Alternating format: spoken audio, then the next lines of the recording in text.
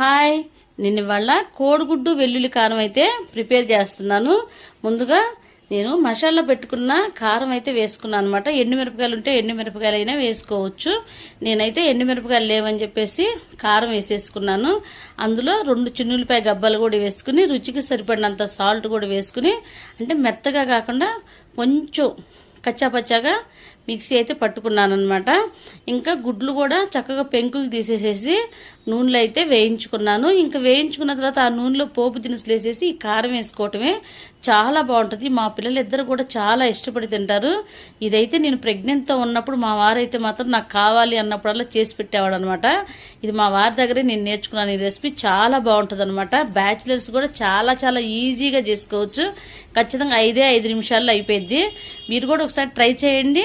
ఎలా ఉందో నాకైతే కామెంట్ చేయండి. నా వీడియో నచ్చితే లైక్ చేసి సబ్స్క్రైబ్ చేసుకోండి. Bye bye.